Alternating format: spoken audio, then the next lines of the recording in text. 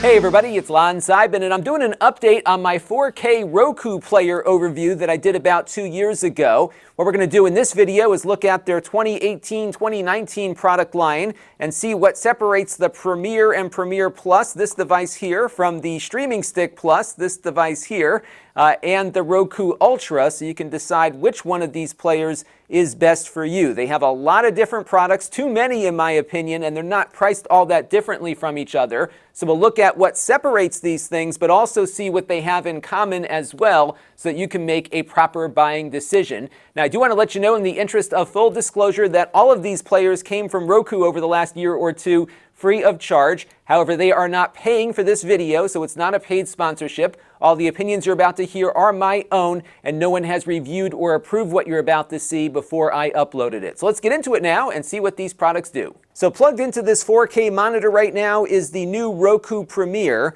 This starts at $39, and it feels like a pretty nice experience. We're running this at 4K. You can see the apps are loading up relatively quickly here, and we're able to jump around to different apps with ease. So I can switch from that Hulu app over here to Netflix, and you'll see Netflix pops up pretty quickly as well. So for 39 bucks, it's not a bad experience. Now, one of the reasons that you might want to own a Roku is that it has just about every major streaming platform on it, including a lot of the cord-cutting choices out there like DirecTV and Sling and YouTube TV. And you might have some situations where your smart television doesn't have the app that you need, and the chances are the Roku here will likely have it. So that's one of the reasons why Roku's been so popular, is that they support a lot. In fact, I think this is the only platform where you can get Google Play, Netflix, Amazon Video, HBO, and just about every other service you can think of on a single device. They're not caught up in all the drama that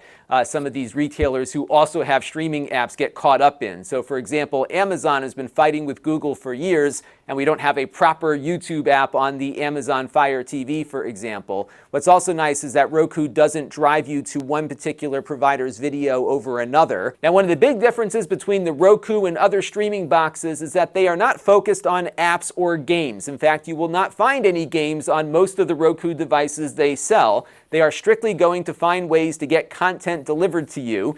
So when you go into their store, they don't call it an app store, they call it a channel store, because they have channels for you to download, and that is it. But what I really like about Roku, because they are platform agnostic, is that they have a lot of options to find free things to watch, some of them being ad-supported, but if you don't want to subscribe to anything, you will find plenty of things to watch here. They have a Roku channel that they launched recently. This is their first real foray into providing content themselves, and there's a lot of stuff in here, as you'll see here when it loads up. A lot of movies, a lot of TV shows. They aggregate a lot of free content that's being streamed live at the moment as well.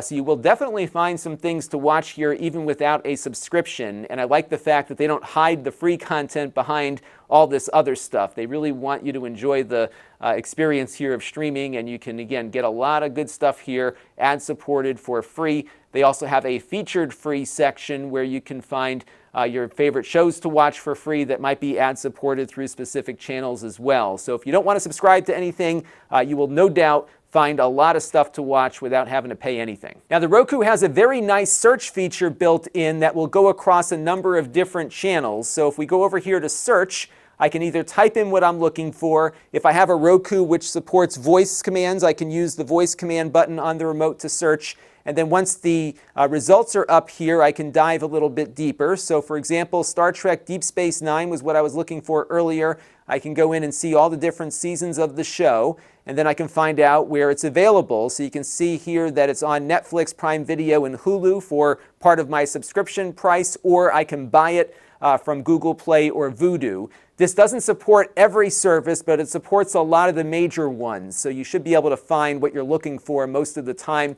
You can also choose to follow the show, as I have, and when you do that, you'll get notified when it pops up in a new place, and they have a feed here at the main menu that you can use to keep track of those shows as things change. So I thought that was pretty handy as well. Again, they're platform agnostic, so you're going to get the stuff that you're looking for no matter where it is, so you can watch it. Another cool thing that they have is a really nice app that works with any of the Rokus. And if you get a cheap Roku that doesn't have the voice commands, for example, the app will actually let you use the voice through your phone. So you can just click on the microphone button here and do a voice search.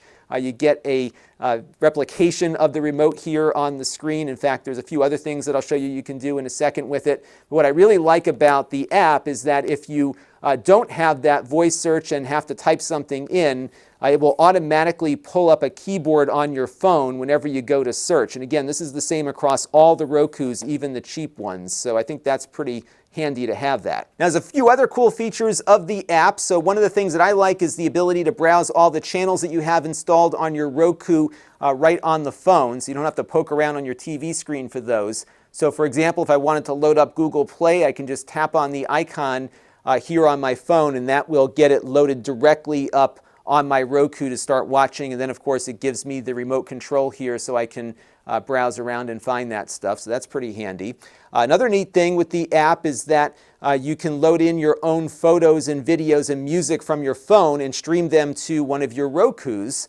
So you can dive into your photo albums, for example. So I can maybe go to my selfie album here and just pull up a shot that I took with my kids, and that will just get played out directly onto my Roku. I can even have it play videos back as well, so I can browse through photo images and do some other stuff here too. Really cool stuff for just using your phone to get content driven out to your device. And outside the Roku app, there are a few mobile apps on your phone that can actually send their video content over to your Roku. This is something that'll work across all the different Rokus that are out there. So right now I am streaming my YouTube channel on my phone here, and like a Chromecast, I can click on the casting icon inside of the YouTube app on my phone, and I'll get a list of available destinations. One of them, as you can see, is the Roku Premiere Plus. I'm going to select that real quick.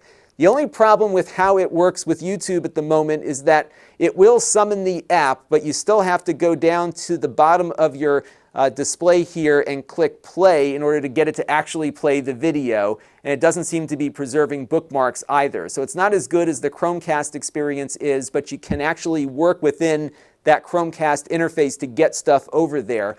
The only other app I found that it works with, at least in my experience, was Netflix. There might be a few others out there as well. Again, not as good as a Chromecast, but it is a little bit easier to search for things within the YouTube app on the phone and then toss them over to the Roku to watch. And from a hardware perspective, all of the currently sold 4K devices from Roku support 4K video at 60 frames per second along with HDR. Even the entry-level Premiere supports those resolutions, frame rates, and color spaces. That's new for the entry-level point in the product line here. But you do need to make sure your television supports HDCP 2.2. This monitor supports that, so we're fine here.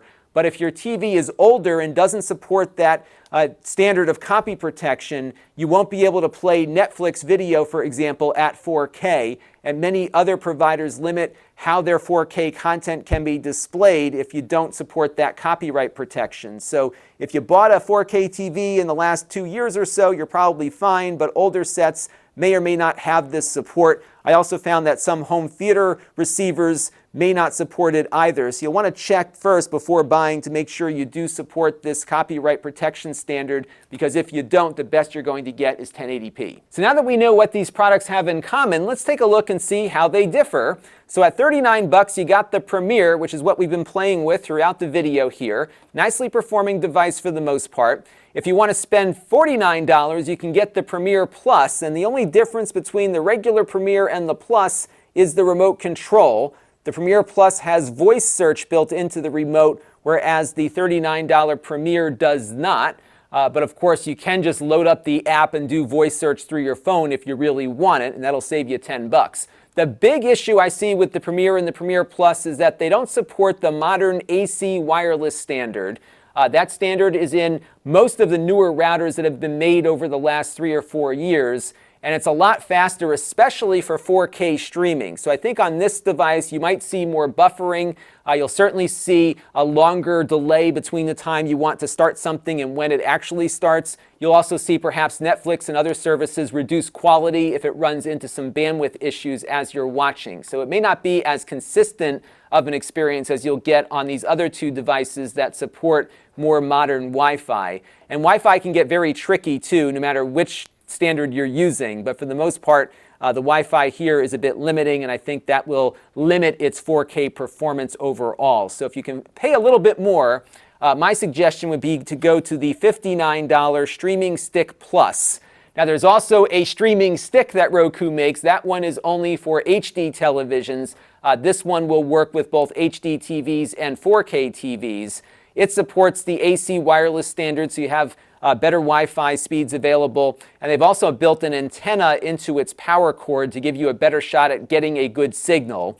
Now, of course, you'll want to make sure that wherever you set these devices up, you do have a good signal from your Wi-Fi router or from your Wi-Fi mesh network. But nonetheless, this has a better antenna, better Wi-Fi support. It's not all that much more money, and I think you'll have a better experience overall, especially with 4K content using the Streaming Stick Plus. It also supports voice search as part of the package too. So I think overall this is the best buy out of the three, especially if you're looking for the bang for the buck. The stick here certainly has it. And then at the top of the line is the Ultra, which has the most amount of features. The most important feature to me on this one is the fact that it supports a hardwired Ethernet connection. So if your router is near where you watch TV, plug the Ultra into your router and you'll have the best connection you can get out of a Roku because you're not dealing with Wi-Fi and all of the interference and range issues you might have with it. So that is clearly the best way to go if you can hook it up. It does support AC wireless networks like the Streaming Stick Plus does, so you have Wi-Fi as an option as well. But if you are able to get that Ethernet working, do it because that will work the best. You have the ability also to plug in an optical audio cable to the back of the Ultra, and that will connect up to home theater receivers that support optical audio. It'll also pass audio out through the HDMI jack like the other two devices do. Roku's support Dolby Digital 5.1 and compressed DTS, but not some of the higher end formats that we talk about in some of our home theater videos. But you do get digital audio out of all of these through the HDMI, but the Ultra is unique in that it has that optical output. The Ultra also has an SD card slot here beneath the HDMI, so you can load up your own videos, movies, and photos and stuff onto that card and play them back locally through the device. You can't do that on the other two. There's also a USB port here on the Ultra to do that as well, so you can plug in a USB stick here on the side and load up some movies and other things that you have locally stored. Even hard drives can connect to this as well, so you have a few more options there. There's also a remote finder, so if you can't find your remote, you can push this right here and it will ping the remote for you. One of the other cool things about the Ultra is that the remote control has a headphone jack here on the side. So if you want to watch something and not disturb your partner, you can plug in headphones to the remote and it will stream the audio through the remote to your ears. They give you a pair of headphones in the box as well. But here's the thing, you can do this private listening thing on any of the Rokus provided you have your mobile phone with its Roku app loaded up. All you have to do is just click on this little headphone icon here, and what that will do is activate private listening, so all the audio from your Roku will go through your phone, and you can hook up your Bluetooth headphones or have regular headphones attached if you still have a headphone jack on your phone and be able to watch what's on your Roku. It even gets the lip sync right, so it will delay the audio so that everything lines up with what you see on screen. It works really well. So if you don't mind using your phone, you don't need the Ultra to get that feature, but of course it works a lot smoother through the Ultra's remote. So that's going to do it for our look at the Roku 4K product line. I do think the best buy out of all the Roku products is the Streaming Stick Plus here. It does support all the 4K stuff we looked at. And right now, because it's on sale for $49, it's not that much more than the HD streaming stick, which doesn't have the same Wi-Fi antenna that this one has. So I think even if you have an HD TV, this is probably worth a consideration because it'll give you a better signal, and then at some point when you upgrade your television, you'll get the higher 4K resolution and HDR without having to buy another device. And for general consumers who are just looking to stream stuff, Roku, I think, is the best choice given the compatibility. They stream just about everything with the exception of iTunes, but otherwise I think there's a good chance you'll find what you're looking for on a Roku device versus the others that we've looked at. But if you are an enthusiast like I am and want all the bells and whistles, the NVIDIA Shield TV still is the best box out there in my opinion. I also like the Apple TV quite a bit given that it does integrate well with Apple's ecosystem. But for someone looking for the basics but with decent quality and decent compatibility, it's hard to beat the Roku even with all of these other choices out there. Until next time, this is Lon.TV. Thanks for watching. This channel is brought to you by the Lon.TV supporters, including gold level supporters Chris Allegretta, the Four Guys with Quarters podcast, Tom Albrecht, Gerard Newberg, and Kalyan Kumar.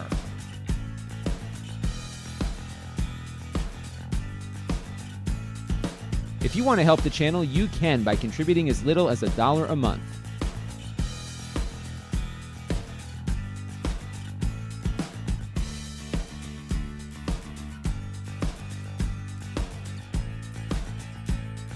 Head over to lon.tv/support to learn more.